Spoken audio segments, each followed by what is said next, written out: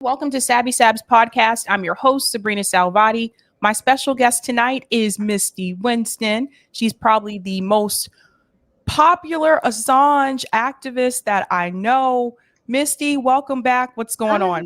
Not a whole lot. It's good to be back. I feel like we haven't talked in a long time, so it probably hasn't even really been that long, but feels like forever. A lot's happened. I think that's just what it is.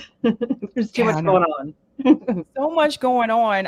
And speaking of that, I'm sure you heard the recent news about Julian Assange. So for those who are not aware, you're not going to believe this, but after all these years, it just makes me laugh a little.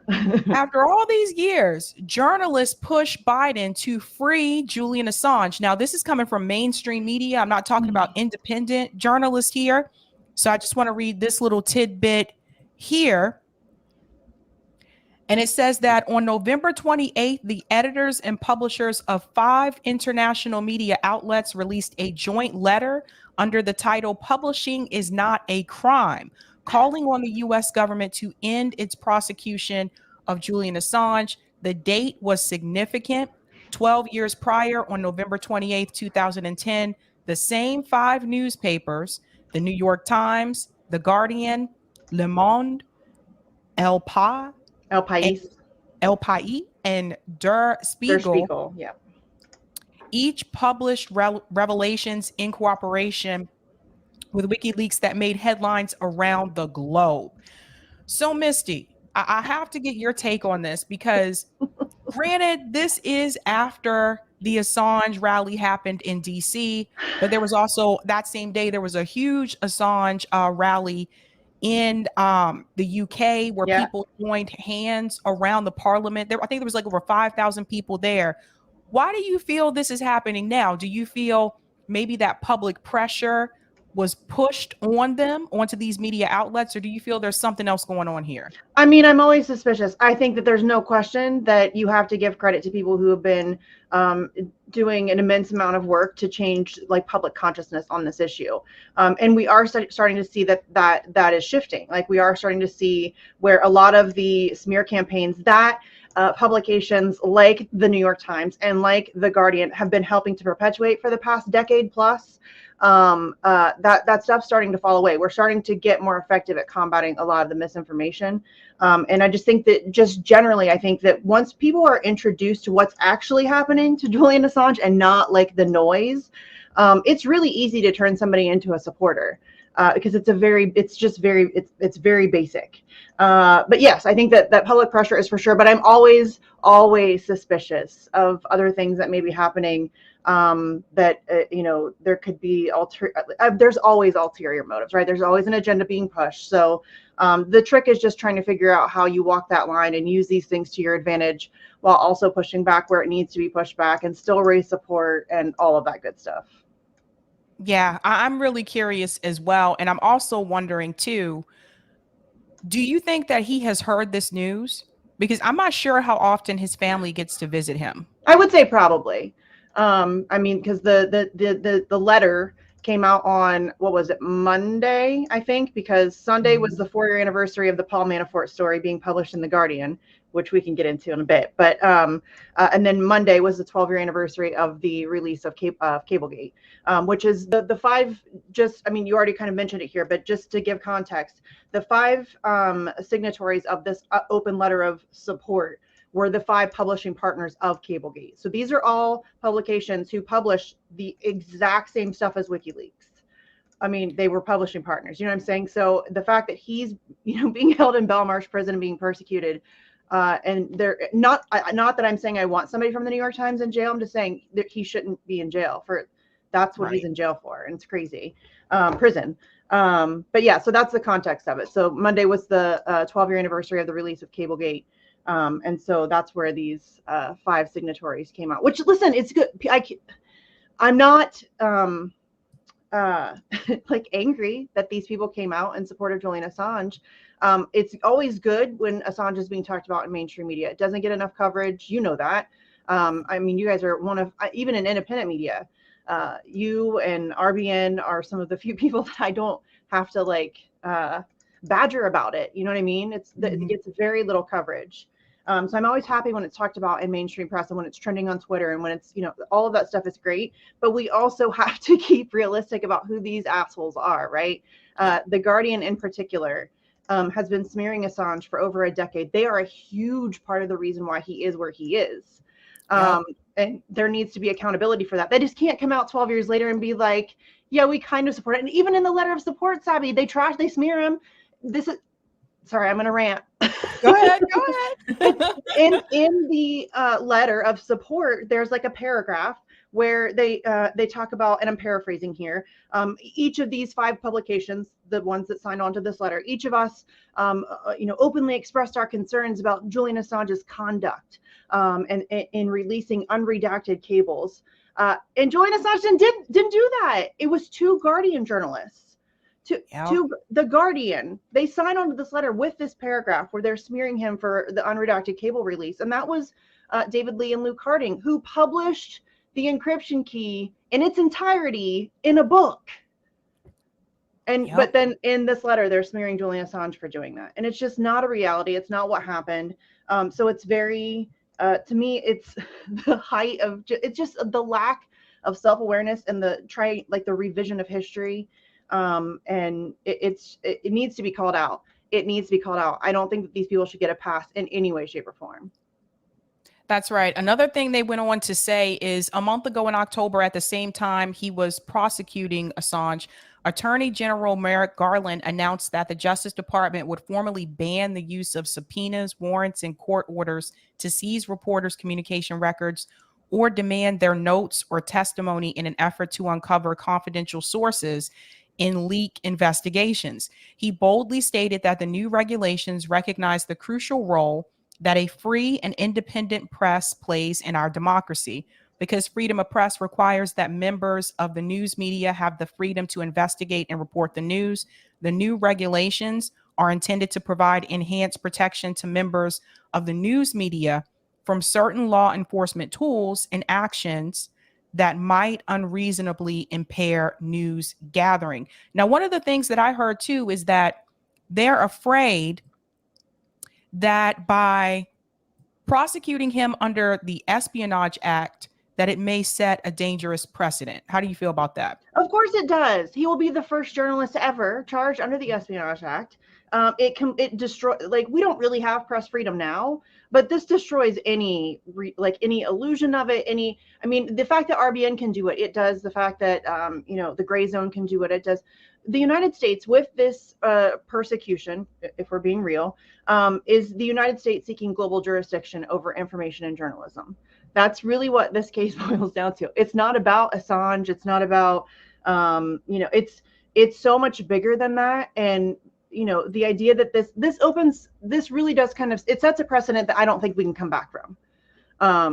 Honestly, that's why I'm so passionate about it, because it really does impact everything else that we're doing. If you're an environmentalist, if you want better education, if you want, if you're a 2A guy, if you're whatever it is that you care about, you can't fight for it without press freedom, free speech, at least the little slivers that we're clinging to right now. And we're very quickly losing them. So yes, it does set an incredibly dangerous precedent moving forward. And people need to also remember that what makes that so particularly terrifying is that they get to define what is a journalist, what is journalism.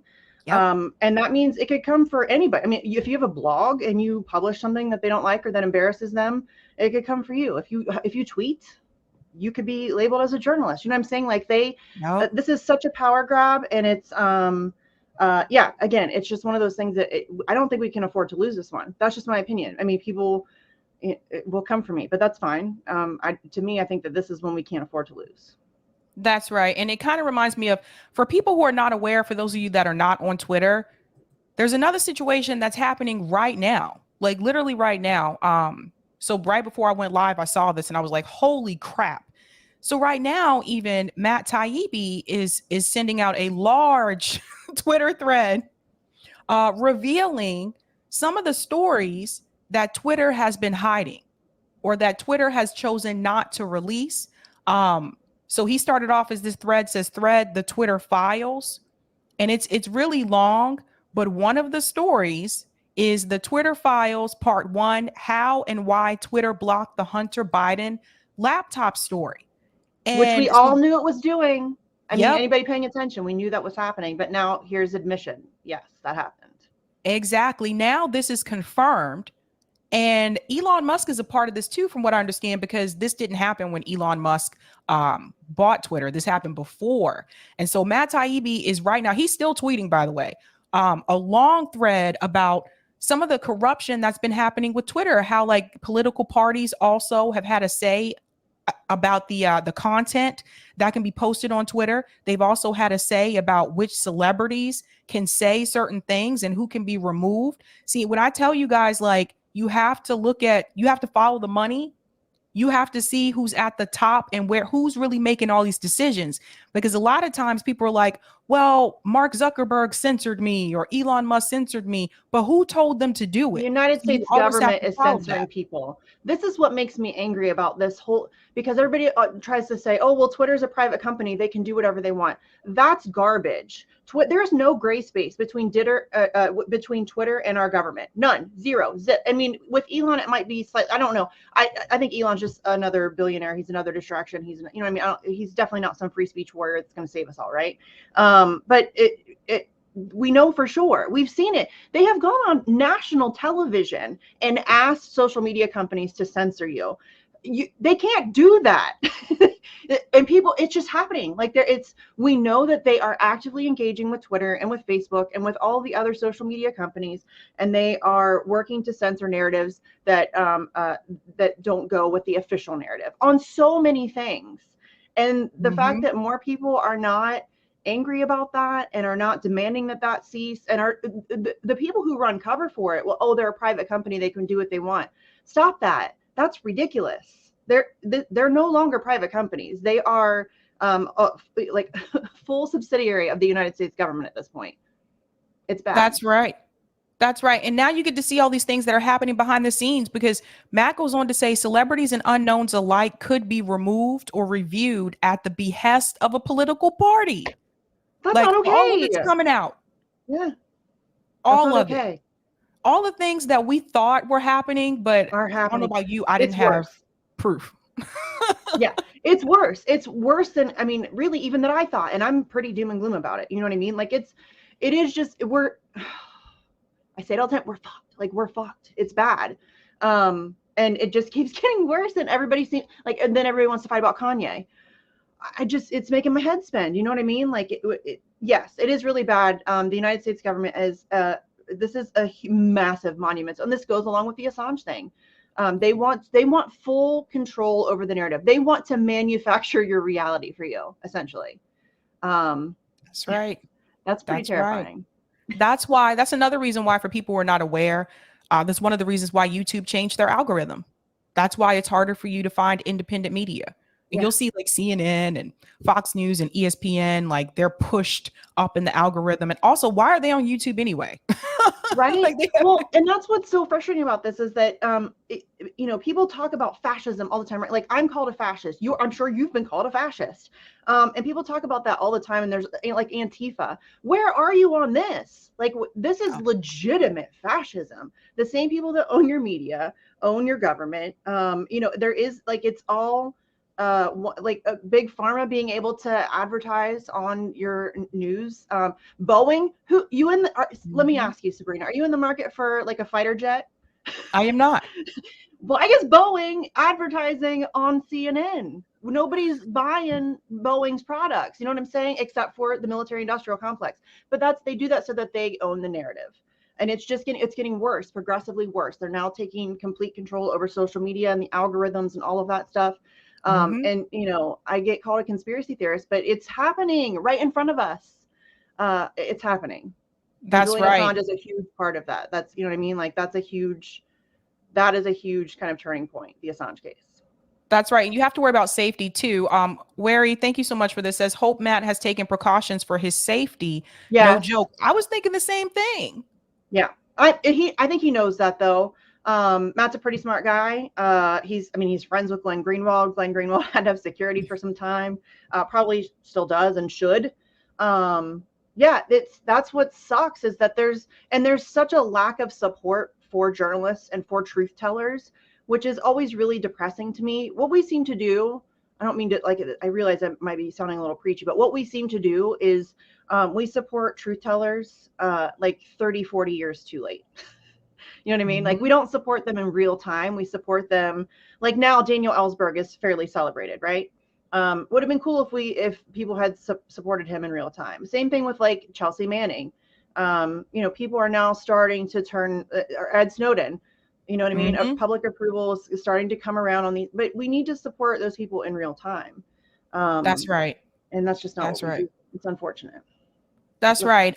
CEB Applejack said in or I heard Yes. Aussie PM lobbying for Assange. Can I rant about that for a moment? Do it. Because it's something else I'm also really kind of angry about. So Anthony Albanese, for those of you who don't know, is the Prime Minister of Australia. He took office maybe a little over a year ago. And prior to getting elected, he was asked about Julian Assange, and he, again, paraphrasing here, enough is enough. This needs to come to a conclusion, blah, blah, blah, blah. So the Assange team, family, everybody, Assange supporters were cautiously optimistic, because I was very, as always, very cynical. He's a politician. But they thought that maybe we were going to have somebody who was kind of actually going to do what they say, and actually put some pressure on the United States. He did not. So it's been a year. He usually dodges the question entirely. He hasn't really spoken on it. I think one time he was asked, and he said something to the effect of, we can't always use our loudhailer, which is what Australians call megaphones.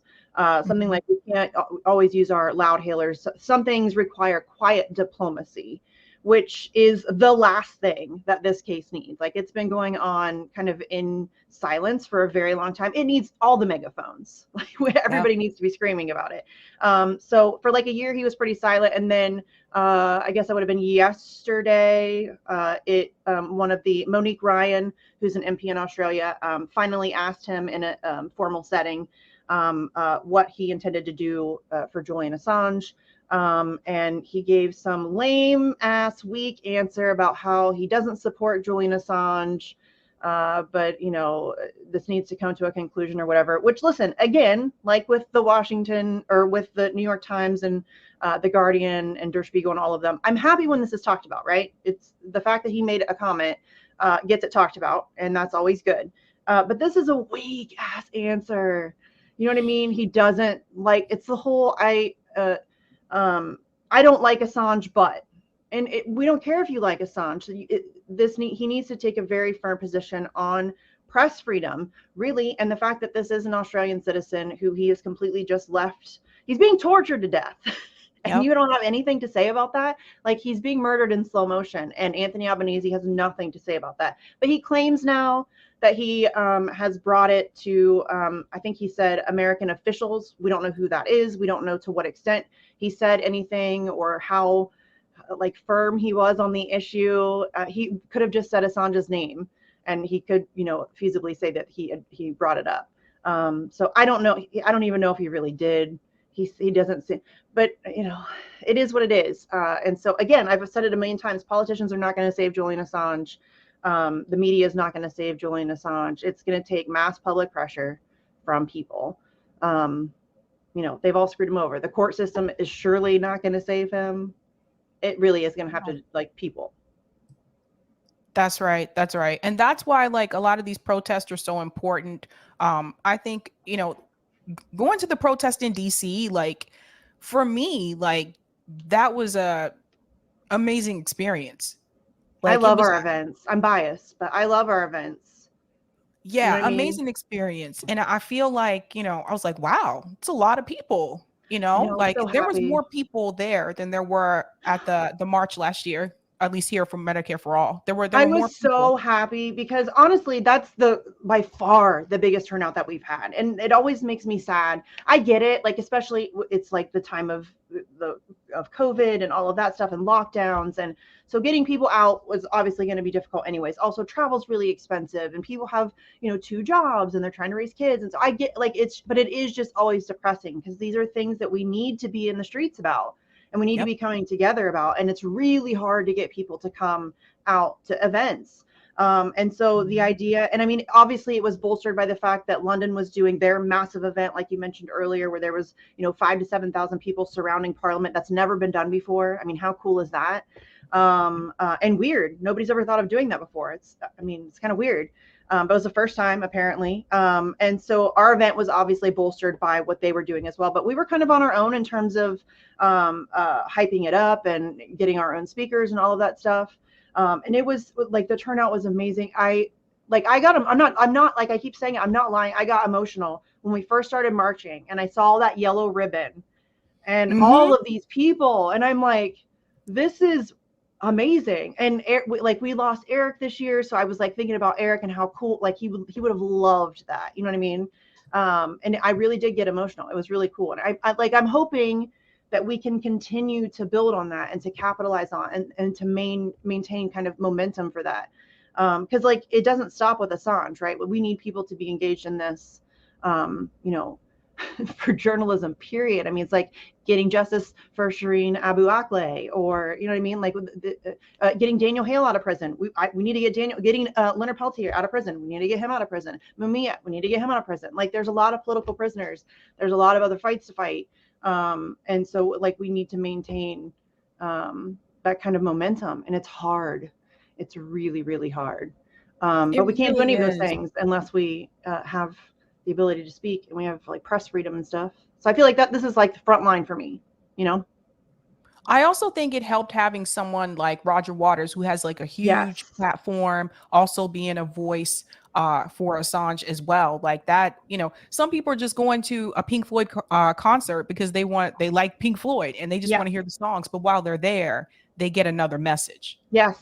And Roger Waters let us, Assange Defense, organized with the Roger Waters camp, and we were able to set up a table at every single Roger Waters action in the United States, or every concert in the United States. So myself and Andrew did Cleveland and Columbus.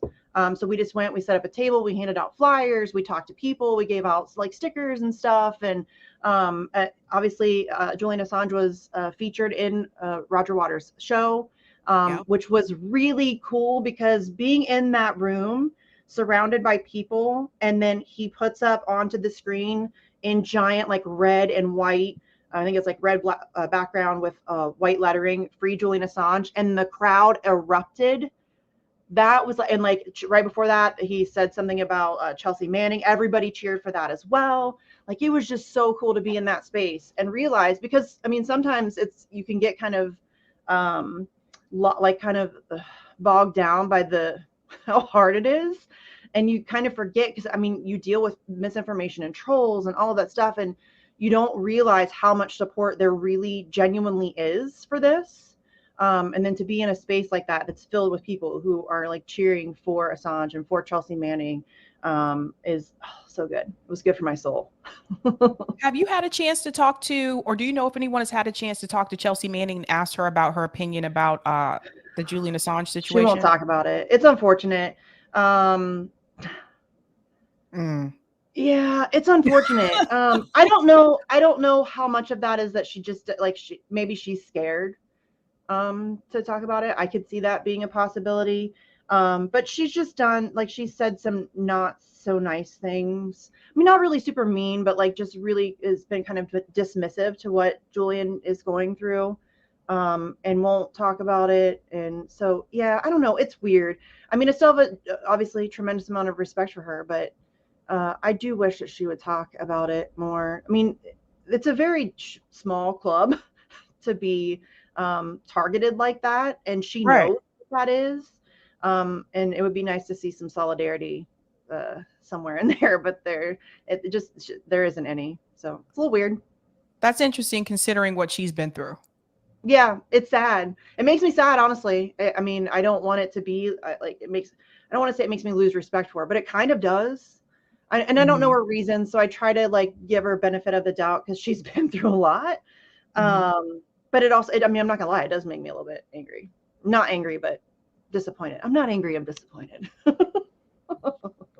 And yes, Mary, what's happening to Assange is, I say all the time that I liken Julian Assange. He's the proverbial head on a stake outside the castle walls.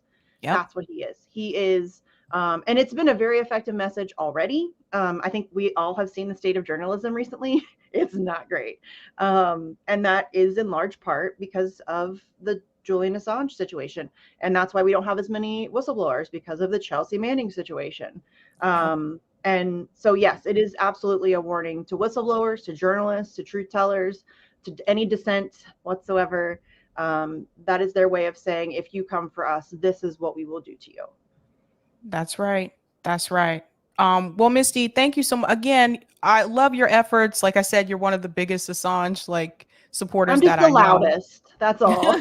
I'm just the loudest. Can I just mention really quickly that December 10th is International Human Rights Day. So everybody look forward to your hypocritical tweets from Kamala Harris and Anthony Blinken about human rights. It'll be fun. It'll be so good. The CIA will probably put out a tweet about international human rights. It's going to be fun. That'll be funny, entertaining to say the least. However, on December 10th around the world, Assange supporters, I know that there's an effort in London. I think they're going to be outside Belmarsh. I was going to do something, but I've been trying to just chill for a little bit. I needed some time to just chill. But I know there's one in Tulsa. I think Denver's doing something. Boston's doing something. Everybody, I think it's Lanterns for Assange, the number 4, that's the hashtag they're using. So even if you can't go somewhere, if you light a candle or a lantern for Julian Assange on December 10th, you can take a picture, tweet it out with that hashtag. That helps stir up the algorithm. And especially right now, I feel like we need to capitalize on that. And this kind of the press that we've been getting, because it's very rare. And also just because of the newspapers coming out and with their letter of support or whatever, we did also see a smaller publication, Pasadena Star News, I think. I'm sorry if I'm getting that wrong. Actually, yeah, I wrote it down. Pasadena Star News. So smaller publication outside of Pasadena, California. They put out an article saying that they would like to add their name to the support of Julian Assange. So something else you could do right now is write letters to your local newspapers, your local TV stations, and very politely implore them, send them the New York Times thing, say, look, all of these major publications are coming out in support of Julian Assange. As a reader of your newspaper, I would like to see you guys put yourselves out there in support as well. That could be huge. If we can get that to snowball, that would be major. Yes. So those are 2 things you can do. Oh, and you can also call. I started doing that again this week because we're getting this attention. So if you go to my Twitter at Sarcasm Stardust, I have a graphic that has the 2 numbers for the Department of Justice. You can call and leave them a message, politely tell them that they need to drop the charges. You don't have to be super polite, but polite enough, right? Don't yell. But yeah, you can do that. And also I have one out for Leonard Peltier as well. His camp is making another hardcore push. So I had Big Mad Crab update my graphic for me. So there's another graphic, and that one, I think most likely just call the White House, ask for a pardon. I mean, we're 45 years into that one, so I think we just need to get him out. So yeah, if you can call the White House, I have a graphic up for Peltier with the number for that, and then Assange, call the Department of Justice and ask them to drop the charges. Right. Okay, sorry, those are 3 things that you can do right now. Very easy, very quick. You can do that. Everybody can do that, right?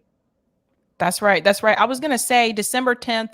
That might be the same thing I'm going to. December 10th, there is an anti-war. There's a couple of things attached to this protest, but there's an anti-war protest I'm supposed to go to December 10th, Saturday. And then following that is the webinar with Jill Stein, which I'll be at that as well. So yeah, I think it's the same thing. I'll get you in touch with Paula. Paula's the one that she would hate. She's like me. She would hate if I say that she runs the Boston Assange group, but she's she runs it. I love Paula. But I can get you in touch with her and you can court, because I mean, that's your area. So they do stuff all the time. Every other week they're out there. So, I mean, I can definitely get you in contact with them. So if you're in the Boston area, there's a great group there. Go. That would be great, because I missed Julian Assange's dad. He was here, and I found out nice. I think the day before, and I was like, oh shoot. He's I was so like, nice. I can't. But if you ever have him on your show, make sure your audio is really good, because he's very soft spoken. Okay. He's very quiet. I remember I forget who it was, but somebody did one of the home run for Julian events last summer, and they didn't have a microphone or a megaphone. And I'm like, oh no, nobody could hear. Yeah, because they wanted to do it. They wanted to do it in person. Boston for Assange wanted to do it in person. I was like, oh no, I can't get there in time because of other obligations. But I was like, shoot, Yeah. And then I got to cool. try to see if I can get him again. They'll But be back. yeah. They're coming back because they have Ithaca, the new documentary that his brother Gabriel co-produced. So they did a New York release of that. I'm sure that they're going to do. They toured Europe and Australia, showing it at different venues. So I'm sure they'll probably do that in the United States too. So yeah, hopefully they'll do one in Boston. But yeah, thanks for having me on and letting me give people some ideas. Everybody, make a phone call, send an email to a newspaper, and then December 10th, post your pictures for us, please. Please and thank you. Thank you so much, Misty. Yeah, and where can people find you? Sarcasm Stardust on Twitter, and where else? That's really about it right now. Like I have shows, but I have been kind of, like I said, kind of on break. I'm making some random appearances on like my friends' school shows. That's about all I'm doing right now. But yeah, I'm a prolific tweeter. You can find me on Twitter all the time at Sarcasm Stardust. And if you want to know about Assange, I tweet about it a lot. So there's definitely a good place to get some information. That's right. That's right. Yeah. Thank you so much, Misty. Thank you. Thanks, guys. All right, guys. Yeah, I know. She's awesome. Like, I got to tell you guys, like, most of the things that I know about the Julian Assange situation is because of her, is because of Misty. So she's educated me a lot throughout almost 2 years now, the past 2 years. So yes, indeed.